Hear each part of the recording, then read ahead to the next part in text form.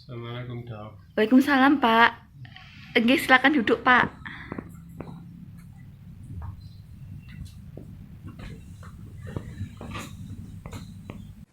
Ya, selamat pagi Bapak. Jadi, saya Dr. Nadia Syaifah yang berjaga di klinik pada pagi hari ini. Jadi, apa yang bisa saya bantu ya Bapak? Ini dok mau nyerahkan hasil ronsen ibu saya Bu Rasmiati. Oh, iya, Pak. Dok, Jadi bagaimana, itu Bapak? keluhannya begini, kalau waktu itu ada harus nyari dada, ya, Oh, iya. bahkan sulit bernapas, kadang itu. Ya keluhan ini sudah berjalan 4 harian. Dan kalau malam hari itu sulit tidur, kadang-kadang, terus juga berkeringat di malam hari itu. Nah, terus berat badannya tuh dalam sebulan terakhir ini udah terasa menurun juga itu. Oh, iya, baik, Bapak. Jadi ini Bapak mau untuk dibacakan hasil pemeriksaan rongsennya begitu ya? Iya dok, biar tahu kira-kira apa penyakitnya itu dok. Oh, iya, baik, Bapak. Ini saya lakukan pembacaan foto rongsen terlebih dahulu ya, Bapak. Baik dok.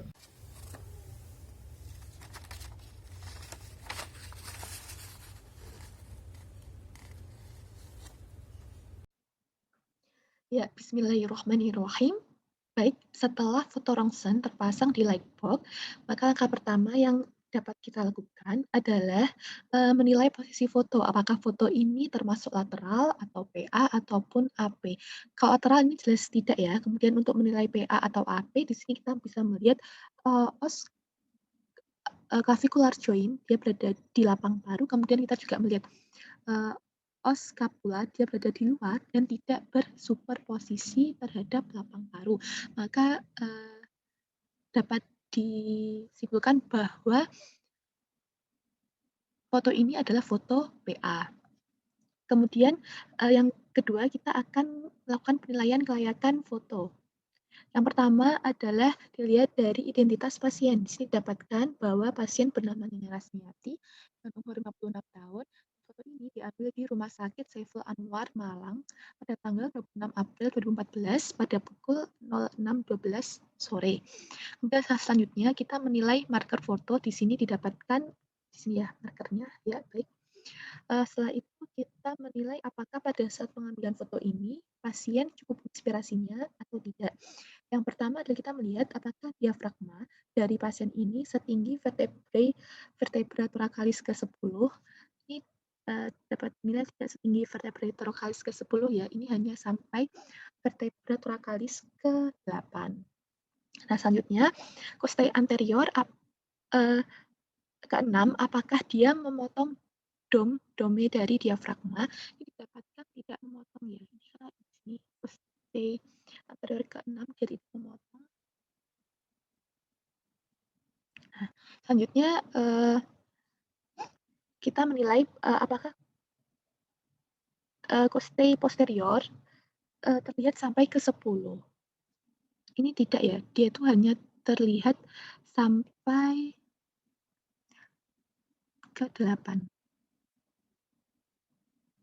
Ini terlihat sampai ke 8 saja, tidak sampai ke 10.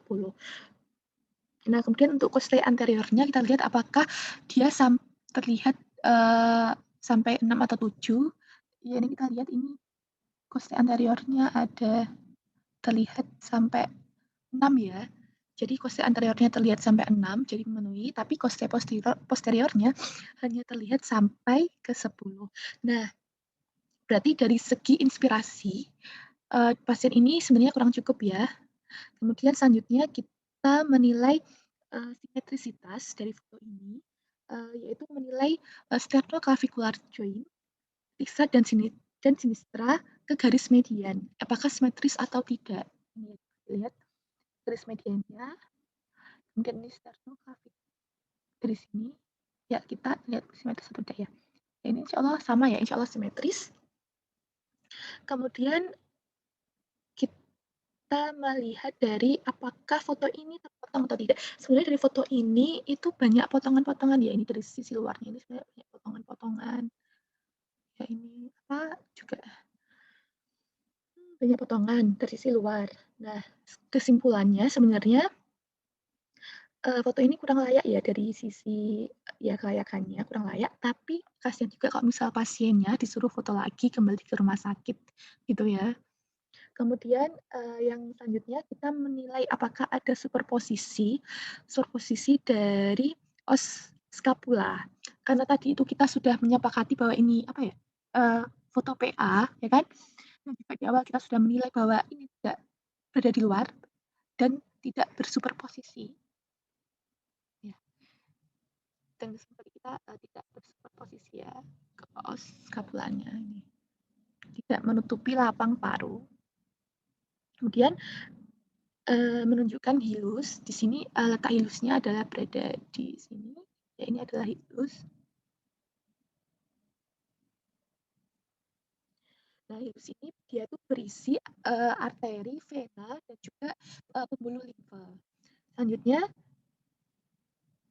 menunjukkan trakea dan juga bronkus primarius. Nah, di sini adalah trakeanya. Ini dapat kita lihat. Ya, ini adalah tulang-tulang rawan trakea. Kemudian bronkus primarius.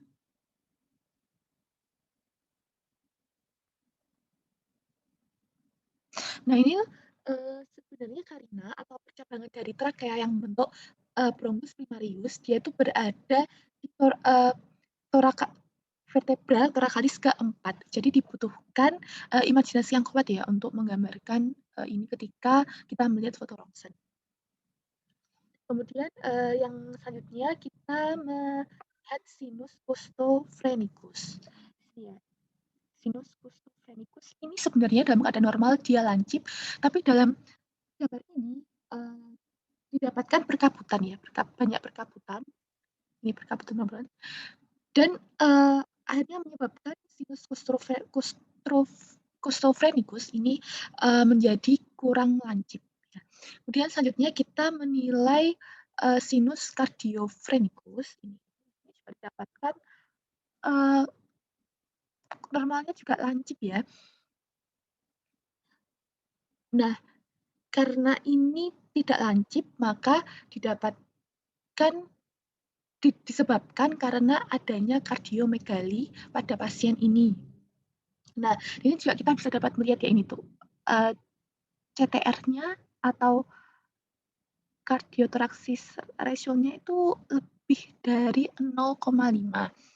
Jadi dari sudut costophreniculus yang tadi itu yang kurang lancip tadi menggambarkan bahwa orang ini terjadi efusi pleura. Kemudian dari sudut cardiophreniculus yang juga kurang lancip, ini didapatkan bahwa pasien ini mengalami kardiomegali. Gitu ya.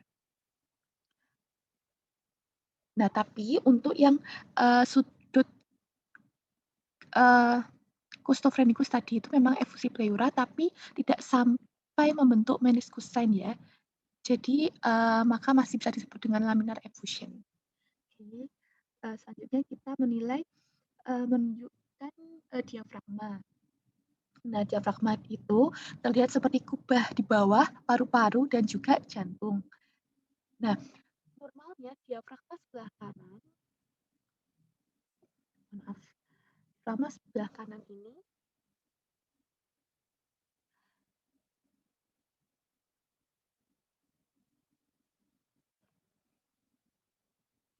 diafragma sebelah kanan lebih tinggi daripada diafragma sebelah kiri.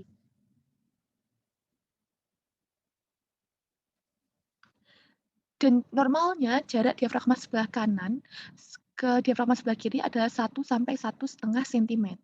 Nah, di sini sepertinya kurang ya. Jadi kalau kurang itu menggambarkan bahwa diafragmanya adalah mendatar. Jadi diafragmanya mendatar jika jarak antara diafragma sebelah kanan terhadap diafragma sebelah kiri adalah kurang dari 1 cm.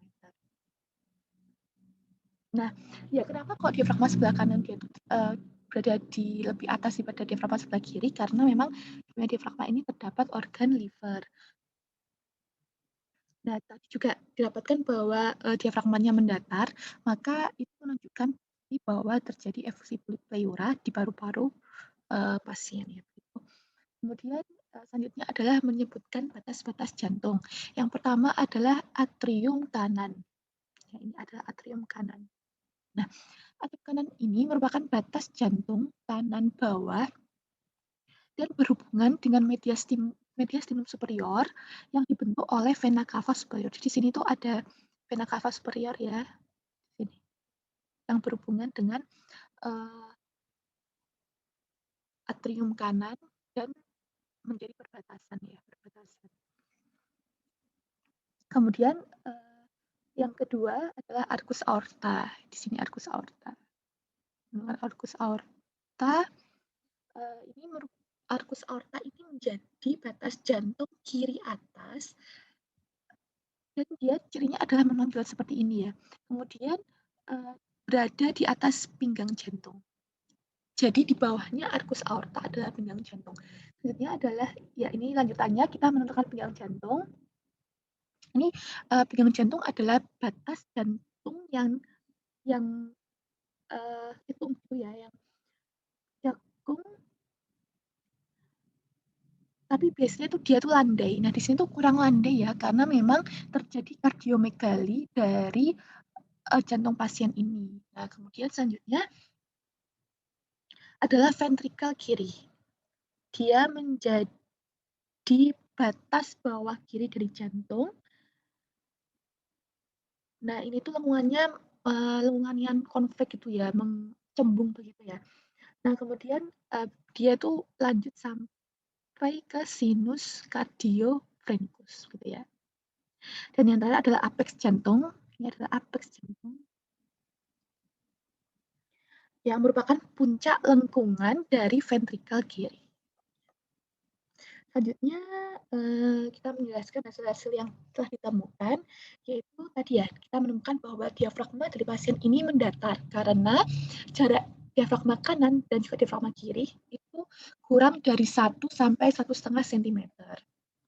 Nah, kemudian tadi kita juga melihat sinus costophrenicus dan juga cardiophreniculus tadi itu kurang lancip ya, karena memang ada perkabutan dan itu menunjukkan adanya menjadi bukti adanya efusi pleura dan juga kardiomegali. Nah, tapi tadi itu bisa dilihat ya, ini efusi pleura yang bagaimana? Dia adalah efusi pleura yang transudatif. Jadi cairannya ini transudat bening gitu ya. Nah, cairan efusi yang transudatif ini merupakan bukti bahwa di pasien ini ada gangguan sistemik yang akhirnya menyebabkan abnormalitas dari produksi cairan pleura. Nah, hal ini juga didukung dengan CTA dari pasien ini ya, kardiotoraksis. Kardiotoraksis rasio ini lebih dari 50%. Menjadi bukti juga. Nah, selanjutnya jika didapatkan adanya garis Kerley A dan juga Kerley B ya. Ini Kerley B. Kemudian selanjutnya juga didapatkan cuffing peribronchial dan fluid di visura. Nah, ini ditandanya dengan adanya ring-like shadow di sini.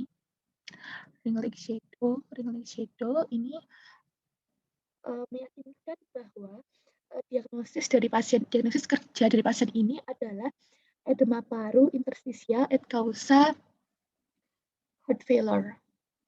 Dengan biasanya penyakit ini itu diagnosis bandingnya adalah tuberkulosis, pneumonia hingga keganasan. Ya, begitu. Ya, baik Bapak, jadi dari hasil pemeriksaan foto rongsen tadi didapatkan bahwa pada Ibu terdapat kelainan paru-parunya ya. Jadi ada edema atau pembengkakan paru diakibatkan karena adanya cairan. Nah, ini tuh bisa jadi karena penyakit gagal jantung Ibu yang sudah bertahun-tahun gitu ya Pak ya. Kemudian selanjutnya saya sarankan untuk melakukan CT scan atau kalau yang lebih murah fototoraks lateral saja Pak, karena tadi juga fototoraksnya belum terlalu jelas gitu. Kemudian saya sarankan untuk merujuk Ibu ke fasilitas kesehatan sekunder, yaitu rumah sakit tipe C atau tipe D, begitu Pak. Baik dokter, terima kasih banyak. Iya, sama-sama Pak. Assalamualaikum. Waalaikumsalam warahmatullahi wabarakatuh.